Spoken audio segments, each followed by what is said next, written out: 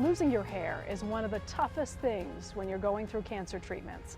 But these days, there are so many options to help you through it. In fact, one of New York's hottest stylists is passionate about helping survivors feel like themselves again.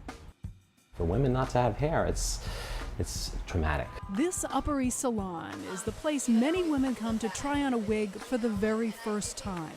This man is the owner. Andrew DiSimone has been doing hair in New York for 22 years, but recently started fitting cancer patients with wigs.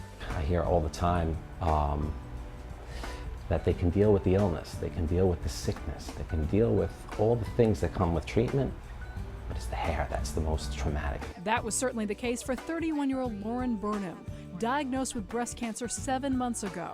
Her hair started to fall out after just one round of chemo. For that week, I felt like I was kind of walking around with a big sign on my head, I have cancer. When it actually started coming out, it was messy and it was strange and uncomfortable, and I was entering into yet another unknown of how quickly would it fall out, and then how do I manage the aftermath. The decision to get a wig wasn't easy, but once she did, and once I got the wig, I kind of was able to re-enter the world in a comfortable way. I was no longer as vulnerable. Now, the cost of a wig can be expensive. Here they range from $250 to $2,000, but what they do for a woman's self-esteem can be enormous. I felt like I could go about my business in kind of a private way, in a personal way. I wasn't as exposed anymore. The same was true for Rocio Vargas Quintanilla, who had 3 surgeries, a mastectomy and a lumpectomy.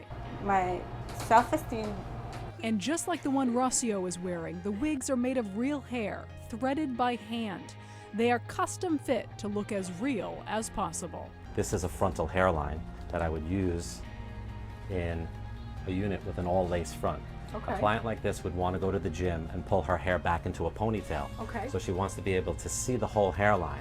So what I did here was I made a mold of her existing hairline. Oh, wow. So that we can cut the front of this unit away to match exactly. And realistic is exactly what they are. You're addicted to wigs? Yes, I had a lot. different types of wigs. Different color, different size. I love it. The best part is many wigs are covered by insurance. Be sure to ask your healthcare provider about how to get coverage. If you have a doctor prescribe a medical hair prosthesis prescribed for your mental well-being, so similarly the way he would prescribe a Prozac to make you feel good. Every time you look in the mirror, you're going to feel better. DiSimone didn't realize when he started selling wigs and many times donating them to cancer patients that his work would be so meaningful. I have a beautiful wife, 4 healthy kids, a business that's surviving in such a tough economic times, and I just felt like I needed to give back somehow, some way. And for Lauren and for Rocio, their wigs were an outward sign of an inward truth.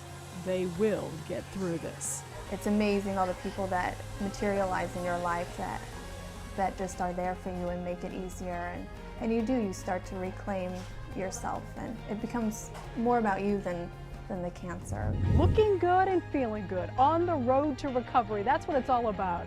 We're very close to the finish line.